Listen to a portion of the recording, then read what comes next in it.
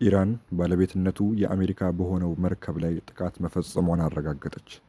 የኢራን እስላማዊ አብዮታዊ ዘብ ማክሰኞ ዕለት በፋርስ ባህረ ሰላጤ ላይ ባለቤትነቱ የአሜሪካ የሆነው መርከብ ላይ ለተፈጸመው ጥቃት ኃላፊነት መውሰዱን ከፊል ይፋዊ የሆነው ፋርስ የዜና ወኪል ዘግቧል።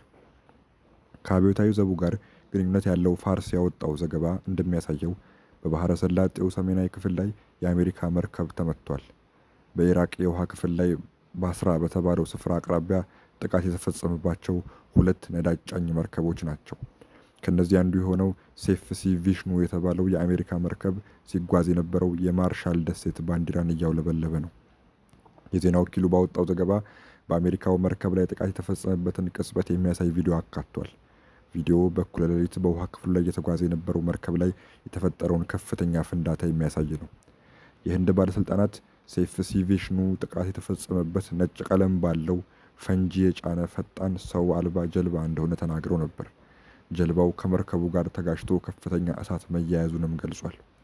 በዚህ ጥቃት አንድ ሰው የተገደለ ሲሆን ቀሪዎቹ የመርከቡ ሰራተኞችን ማዳን ተችሏል። ፋርስ የዜና ወኪል በዘገባው መርከቡ ከእስላማዊ አብዮታዊ ዘቡ የተሰጠውን ማስጠንቀቂያ ማክበር አለመቻሉንም ጨምሮ ጠቅሷል። ይህ በእንዲህ እንዳለም የእስራኤል ጦር የኢራን የኒውክሌር መሳሪያ ማምረቻ ግቢን መትቻለሁ አለ። የእስራኤል ጦር ባለፉት ቀናት በፈጸማቸው ጥቃቶች ቴህራን ውስጥ የሚገኝ የኢራን ኒውክሌር ማምረቻ ግቢን መምታቱን ገለጸ።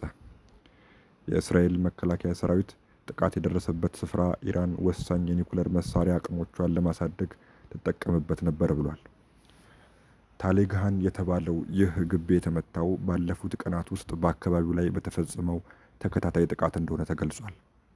የእስራኤል ጦር በቴሌግራም ገጹ ባወጣው መግለጫ የታሌጋን ግቢ የኒውክሌር መሳሪያዎችን ለማልማት የሚያስችሉ ወሳኝ አቅሞችን ለማሳደግ በአገዛዙ ጥቅም ላይ ውሏል ብሏል። እንደ እስራኤል ጦር ገለጻ ስፍራው በአውሮፓውያን 2000ዎቹ የሚስጥራዊ የኒውክሌር መሳሪያ ልማት ፕሮግራም አካል ሆኖ ፈንጂዎችን ለማምረትና ሙከራዎችን ለማድረግ ይውል ነበር። መግለጫው ባለፈው ዓመት ሐምሌ ውስጥ በኢራን የኒውክሌር ተቋማት ላይ የተፈጸሙ ጥቃቶች የአገሪቱ የኒውክሌር መሳሪያ ፕሮግራም ላይ ከፍተኛ ጉዳት እንዳደረሰም አንስቷል። አሁን ጥቃት ተፈጽሞበታል የተባለው ይህ ስፍራ በአውሮፓውያኑ ጥቅምት 2024 ላይም ተመቶ ነበር። ጦሩ በመግለጫው ግቢው በአውሮፓውያኑ ጥቅምት 2024 ጥቃት ከደረሰበት በኋላ አገዛዙ በድጋሚ መልሶ ለማቋቋም እርምጃዎችን መውሰዱን የእስራኤል መከላከያ ሰራዊት ለይቷል ብሏል። የእስራኤል መንግስት ይህንን ቢልም ኢራን የኒውክሌር መሳሪያ ለማምረት እየሰራች ነው በሚል የሚቀርብባትን ክስ በተደጋጋሚ ውድቅ ታደርጋለች። የኒውክሌር ፕሮግራሟ ለሰላማዊ ዓላማ የሚውል እንደሆነም ገልጻለች። ይሁን እንጂ ኢራን የኒውክሌር መሳሪያ ሳትታጠቅ ለጦር መሳሪያነት በሚውል ደረጃ የበለጸገ ዩራኒየም ያላት ብቸኛዋ ሀገር ነች። ከዚህም ጋር ተያይዞ ዴሞክራቶች በኢራን ትምህርት ቤት ላይ ስለተፈጸመው ጥቃት የመከላከያ ሚኒስትሩን ማብራሪያ ጠየቁ። የአሜሪካ ሴኔት አባላት የሆኑ ዴሞክራቶች የመከላከያ ሚኒስትሩ ፔት ሄግሴት በኢራን በሚገኝ የሴቶች ትምህርት ቤት ላይ ስለተፈጸመው ጥቃት መልስ እንዲሰጡ ጠየቁ። አሜሪካና እስራኤል በቴህራን ላይ ጥቃት በከፈቱበት የመጀመሪያ ቀናት በትምህርት ቤቱ ላይ በደረሰ ጉዳት 110 ህጻናትን ጨምሮ 168 ሰዎች መሞታቸውን የኢራን ባለስልጣናት ገልጸዋል። የአሜሪካ መገናኛ ብዙሃን የፔንታጎን መርማሪዎች በጥቃቱ ጦሩ ተጠያቂ ሊሆን እንደሚችል እምነት እንዳላቸው የዘገቡ ሲሆን ድምዳሜ ላይ ግን አለመድረሳቸው ጠቅሰዋል።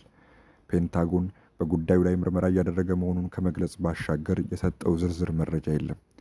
በሴኔት ውስጥ አባል የሆኑ ዴሞክራቶች በሙሉ በሚናብ ስለተፈጸመው ጥቃት ለመከላከያ ሚኒስትሩ ሄግሴት ዝርዝር ጥያቄዎችን አቅርበዋል። አሜሪካ በጥቃቱ ላይ ሚና እንደነበራት ከተረጋገጠ ባለፉት 10 ዓመታት አገሪቱ በመካከለኛው ምስራቅ በነበራት ተሳትፎ በአንድ ስፍራ ላይ በሚገኙ ሰላማዊ ዜጎች ላይ ያደረሰችው ከፍተኛ ቁጥር ያለው ሞት ሆኗል። ምንም እንኳን የአሜሪካ ቶማሃውክ ሚሳኤል በትምህርት ቤቱ አቅራቢያ በሚገኘው የኢራን ወታደራዊ ተቋም ላይ ድብደባ የፈጸመ ቢሆንም የአሜሪካው ፕሬዝዳንት ዶናልድ ትራምፕ ግን ምንም ማስረጃ ሳይጠቅሱ ኢራን ጥቃቱን መፈጸሟን ተናግረዋል። ሄግሴት ባለፈው ሳምንት አሜሪካ ሰላማዊ ዜጎችን ኢላማ እንዳላደረገችና ምርመራ እየተደረገ እንደሆነ ለቢቢሲ ተናግረዋል። ተባብሶ ስለቀጠለው የፋርሱ ጦርነት ሌላ መረጃ አለ። እስራኤል በቤሩት ላይ በተፈጸመው ጥቃት ሰዎች ሲገደሉ ሄዝቦላህ ወደ እስራኤል ከ100 በላይ ሮኬቶችን ተኩሷል። እስራኤል በሊባኖስ ላይ ባካሄደችው የአየር ጥቃት በርካታ ሰዎች ሲገደሉ በዋና ከተማዋ ቤይሩት በሚገኝ የባህር ዳርቻ አቅራቢያ በተፈጸመ ጥቃት ቢያንስ 8 ሰዎች መገደላቸው ተዘግቧል። የሊባኖስ ጤና ሚኒስቴር እንዳለው ጥቃቱ በአንድ መኪና ላይ በቀጥታ የተፈጸመ ሲሆን ከተገደሉት በተጨማሪ 21 ሰዎች ቆስለዋል። በሁለተኛ ዙር ጥቃት ደግሞ ጉዳት የደረሰባቸውን ሰዎች ለመርዳት በተሰበሰቡ ሰዎች ላይ ተጨማሪ ጉዳት ደርሷል። ረቡዕ ሌሊት ዋና ከተማዋ ቤይሩት ከባድ የአየር ድብደባ የተፈጸመባት ሲሆን በተለያዩ የከተማዋ ክፍሎች ውስጥ ከፍተኛ ፍንዳታ ተሰምቷል። በዚህም የተነሳ ከደቡባዊ የከተማዋ አካባቢ የሚገኙ በሺዎች የሚቆጠሩ ነዋሪዎች ጥቃቱን ለመሸሽ ቤታቸውን ጥለው ወጥተዋል። የተለያዩ የከተማዋ ክፍሎችን ኢላማ ያደረጉ ሌሎች የአየር ጥቃቶችም ተፈጽመዋል። የእስራኤል ጦር ሰራዊት እንዳለው መጠነ ሰፊ ተከታታይ የአየር ጥቃቶችን ሌሊቱን ሊባኖስ ውስጥ መፈጸሙን አረጋግጦ በ30 ደቂቃዎች ውስጥ 10 የሄዝቦላ ጽሕፈት ቤቶችን ኢላማ ማድረጉን ገልጿል። በምላሹም ሄዝቦላ ከ100 በላይ ሮኬቶችን ወደ ሃይፋና ሌሎች በሰሜን እስራኤል ወደሚገኙ አካባቢዎች ተኩሷል። ይህም ከወዳጁ ኢራን ጋር በመቀናጀት የተፈጸመ ጥቃት ነው ብሏል። በአረቢያ ባህረ ሰላጤ፣ በሆርሙዝ ወሽመጥና በኦማን ባህረ ሰላጤ ከአውሮፓውያኑ ከየካቲት 28 እስከ መጋቢት 11 ድረስ ብቻ 13 መርከቦች ጥቃት እንደደረሰባቸው የዩናይትድ ኪንግደም የባህር ንግድ ድርጅትም አስታውቋል። ሌሊቱን በኢራቅ የባህር ዳርቻ በባስራ ከተማ በሁም ቃስር ወደብ አቅራቢያ ተጨማሪ 2 መርከቦች ላይ ጥቃት ደርሶባቸዋል። በዩኤኢ ወደብ አቅራቢያ ደግሞ አንድ ኮንቴነር የጫነ መርከብ ላይ ጥቃት መፈጸሙ ተገልጿል።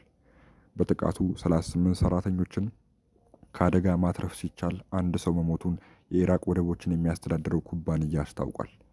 ከጥቂት ደቂቃዎች በፊት በዩናይትድ አረብ ኤሚሬትስ ሰሜናዊ ጀበል አሊ ወደብ አቅራቢያ ኮንቴነር የጫነች መርከብ ምንነቱ ባልታወቀ ተወንጫፊ ጥቃት እንደደረሰባትና መጠነኛ እሳት መቀስቀሱን የዩኬ ባህር ንግድ ድርጅት አስታውቋል። አክሎም የጉዳቱን መጠን ለማወቅ ጨለማ በመሆኑ እንዳልተቻለ ተገልጿል። ዘገባው የቢቢሲ ነው።